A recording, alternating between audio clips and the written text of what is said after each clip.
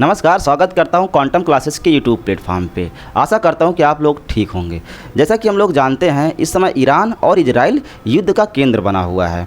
ठीक है, बीते 7 दिनों से लगातार ईरान और इजराइल आपस में युद्ध कर रहे हैं। लेकिन इनका जो युद्ध है, इनका जो वार है, एक असामान्य है। जैसे हमारा पाकिस्तान के साथ जब युद्ध होता है तो हमारा और पाकिस्तान का जो बॉर्डर है वो सटा हुआ है। जैसे इजराइल का हमास के साथ जब युद्ध हो रहा है तो उनका जो बॉर्डर है लग रहा है, उनकी बाउंड्री जो है वो उनसे लग रही है। और जैसे रशिया का हो गया, यूक्रेन का हो गया, तो उनकी जो बाउंड्री है आपस में लग रही है। लेकिन यहाँ पे असामान्य इसलिए मैं बोल रहा हूँ कि ईरान और इजराइल का युद्ध, क्योंकि ये दोनों देश क्या हैं, 1000 किलोमीटर की डिस्टेंस पे है। तो इसीलिए ये ज़मीनी लड़ाई तो लड़ ही नहीं सकते हैं। ये यहाँ की सेना 1000 किलोमीटर, अगर मान लो इजराइल की सेना ईरान जाना चाहती तो 1000 किलोमीटर उनको जाना पड़ेगा। वो ऐसा पॉसिबल है ही नहीं कि 1000 किलोमीटर आप चल के जाओ, ईरान में जाके मारो, या ईरान से कोई सैनिक आए 1000 किलोमीटर चल के और इजराइल में आके घुस के वार करे। ऐसा इम्पॉसिबल है, क्योंकि बीच में बहुत सारे ऐसे देश हैं जो इजराइल और ईरान को जोड़ रहे हैं। ठीक है, तो इनकी ज़मीनी लड़ाई तो बिल्कुल नहीं हो सकती। अब इनकी लड़ाई कहाँ पर है? अब इनकी लड़ाई है एयर में। अब ये एयर स्ट्राइक कर सकते हैं या एयर से मिसाइल दाग सकते हैं।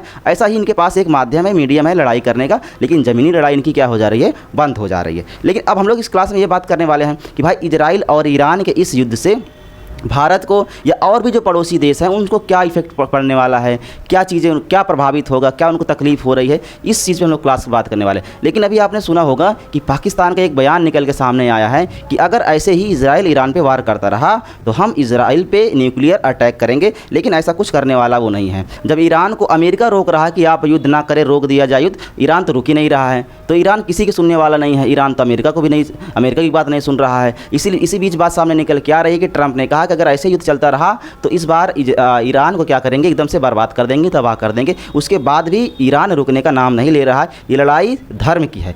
इजराइल अपने धर्म के लिए लड़ रहा है और ईरान अपने धर्म के लिए लड़ रहा है। इनकी लड़ाई कब रुकेगी, कब नहीं रुकेगी, इसके लिए हम आपको अपडेट करते रहेंगे। लेकिन मैं आज इस विषय में चर्चा करने जा रहा हूँ कि इन दोनों की वार से क्या भारत पे इफेक्ट हुआ है या कुछ पड़ोसी देशों पे इफेक्ट हुआ है। तो मैं आपको बता दूँ इफेक्ट हुआ है, क्योंकि अभी कुछ दिन पहले बात सामने निकल के ये आ रही थी, ये बात सामने निकल के आई कि भाई अगर ऐसे ही तो चलता रहा तो जो ईरान है वो फारस की खाड़ी और गल्फ़ ऑफ ओमान को जोड़ने वाला एक रास्ता है, सकरा सा रास्ता है, 39 किलोमीटर का ये रास्ता है। इसको क्या करेगा? ईरान बंद कर देगा। अब इसके बंद करने से भाई भारत को या और भी पड़ोसी देश जो हैं उनको क्या इफ़ेक्ट होने वाला है, क्यों वो प्रभावित होने वाले हैं। अगर हम लोग आगे बात कर लें, ये जो रास्ता है, ये रास्ता है स्ट्रेट ऑफ हार्मोज है। ये वाला पार्ट, ये 39 किलोमीटर का रास्ता है, जिस पे सबसे ज़्यादा नियंत्रण किसका है? ईरान का नियंत्रण है इस पर। तो ईरान ने कहा कि हम इसको क्या कर देंगे? बंद कर देंगे। अब अगर ईरान इसको बंद कर देगा तो उससे इंडिया पे या चाइना पे या और भी बहुत सारे देश हैं उस पर क्या इफ़ेक्ट होगा? ठीक है, क्योंकि जो इधर अगर देखा जाए तो यूरोप के जो देश हैं, यहाँ चाइना, इंडिया, सबका व्यापार है, सब लोग व्यापार यहाँ करते हैं। तो इनका जो व्यापार है क्या हो जाएगा? प्रभावित होगा। इंडिया का भी, चाइना का भी, और जैसे बांग्लादेश हो गया, सभी के व्यापार क्या होगा? यहाँ पे प्रभावित होगा। ठीक है, इसको अगर ईरान ने क्या कर दिया? बंद कर दिया। यहाँ पे ओमान है, ओमान, गल्फ़ ऑफ ओमान है। ठीक है, और ये पार्शियन गल्फ़ है। इसको जोड़ने वाला एक रास्ता है जिसको हम लोग बोलते हैं स्ट्रेट ऑफ हार्मोज। ठीक है, इसी को बंद करने की बात ईरान ने अभी फ़िलहाल में बयान दिया है। ठीक है, अब देखो जैसे चाइना हो गया, हमारा इंडिया हो गया, लाओस हो गया, ठीक है, ये म्यांमार हो गया, बांग्लादेश हो गया, ये वे लोग व्यापार करते हैं। अगर व्यापार करना चाहेंगे वे यूरोप के कंट्रियों के साथ तो कहाँ से करेंगे? वहीं से करेंगे, वही एक रास्ता है। ठीक है, तो ये सारी चीज़ें प्रभावित होगी अगर ये बंद हो गया रास्ता तो। ठीक है, हार्मुज जलडमरू मंडल का क्या महत्व है भाई? तो ये यही वाला जो पार्ट है, इसी को हम लोग बोलते हैं, जिस पे ज़्यादा से ज़्यादा नियंत्रण आपको दिखाई दे रहा होगा। सबसे ज़्यादा नियंत्रण किसका है? ईरान का है। तो सबसे ज़्यादा नियंत्रण ईरान का है, इसीलिए ईरान ने धमकी दिया है कि हम इसको बंद कर देंगे इजराइल ने ऐसा अगर हमारे ऊपर अटैक करता रहा तो। ठीक है, लेकिन अभी तक इसको बंद नहीं किया गया है। ये हमारा अरेबियन सी है, ये पार्शियन है, यहाँ पे ओमान की खाड़ी है। इनको जोड़ने वाला जो रास्ता है यही है, 39 किलोमीटर का ये रास्ता, इसी को बंद करने की बात की गई है। ठीक है, अब इसको बंद करने से क्या होगा? जैसे जो भी ट्रेड होता है भारत का या किसी भी देश का, तो अगर हमें इधर किसी भी देश के साथ, जैसे इराक हो गया या सऊदी अरेबिया हो गया, अगर इनके साथ हमें क्या करना है? व्यापार करना है, तो हमें ये रास्ता चाहिए। इसी रास्ते से हम लोग व्यापार कर पाते हैं। ठीक है, अगर ये रास्ता बंद हुआ तो हमारा ट्रेड क्या होगा? बहुत ज़्यादा प्रभावित हो जाएगा। ठीक है, तो ये वार बहुत कुछ करने वाला है, इसका इफेक्ट देखने को मिलने वाला है। देखो, हॉर्मोज जलडमरू मंडल का अगर महत्व के बारे में बात की जाए तो दुनिया का सबसे महत्वपूर्ण तेल मार्ग यही है है ना, हार्मोज़ जो है ये दुनिया का सबसे महत्वपूर्ण तेल का मार्ग बताया जा रहा है। भाई तेल का मार्ग क्यों बताया जा रहा है? जैसे इंडिया हो गया, चाइना हो गया, बांग्लादेश हो गया, या इधर लाओस हो गया, ये सारे देश अगर तेल मंगवाना चाहते हैं, कहाँ से तेल मंगवाना चाहते हैं, जैसे हो गया इराक हो गया या सऊदी अरेबिया हो गया, यहाँ से अगर तेल इंपोर्ट करना चाह रहे हैं तो वहाँ का एक ऐसा इकलौता मार्ग है ये वाला पार्ट, जिसकी हम लोग चर्चा करने जा रहे हैं, जिसको ईरान ने धमकी दी है कि इसको हम लोग बंद कर देंगे। ठीक है, अगर ये बंद हो गया तो तेल का जो मार्ग है वो बंद हो जाएगा और तेल की क्राइसिस हो जाएगी इन देशों पे, जैसे इंडिया हो गया, अमेरिका हो गया, इन सारे देशों पे क्या होगा, तेल की क्राइसिस हो जाएगी, उनकी कीमतें ज़्यादा बढ़ जाएगी तेल की। ठीक है, जो अरब की खाड़ी और ओमान की खाड़ी को जोड़ने वाला एक ऐसा मार्ग है, ये ओमान की खाड़ी है, ये अरब है ना, इसको जोड़ने वाला एक ऐसा मार्ग है जो काफ़ी प्रभावित करेगा ऑयल इंपोर्ट के लिए बहुत सारे देशों का। इसलिए ये रास्ता बंद नहीं होना चाहिए और अभी तक ये बंद हुआ भी नहीं है।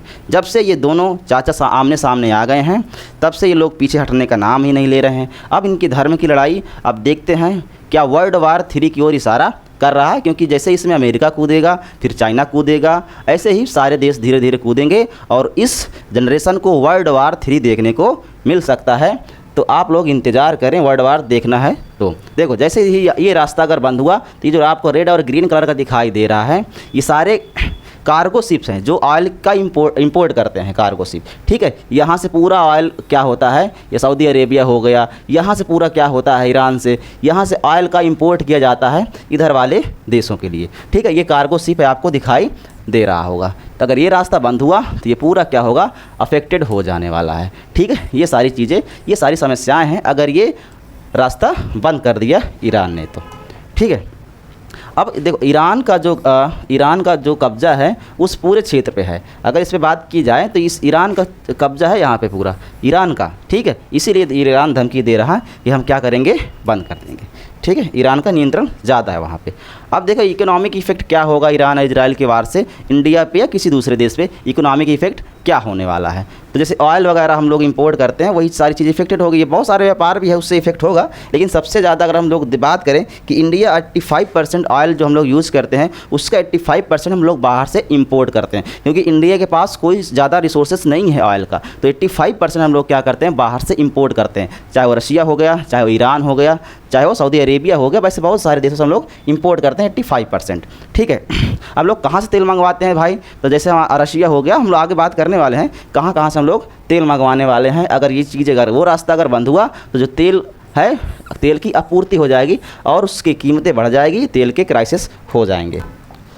अब देखो ऑयल हम लोग अगर देखें कि भाई भारत में कहाँ कहाँ से तेल हम लोग निकाल सकते हैं, कहाँ कहाँ सोर्सेस है तेल का, तो भारत के पास कोई ज़्यादा रिसोर्सेज नहीं है तेल का। जैसे गुजरात हो गया या महाराष्ट्र हो गया, राजस्थान हो गया, या तो यहाँ पे थोड़ा सा अरुणाचल प्रदेश वाला एरिया है, ये वाला एरिया, यहाँ से हमारे पास थोड़ा सा सोर्स है, और नीचे से कावेरी नदी है, यहाँ पे थोड़ा सा सोर्स है।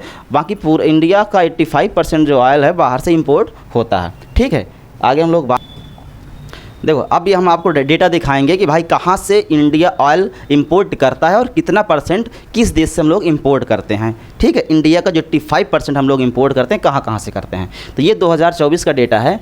रसिया से हम लोग 36% 2024 में, वहीं अगर बात की जाए 2025 में तो रसिया से हम लोग 40%, है ना, 36% से लेकर 40% हो गया है भाई।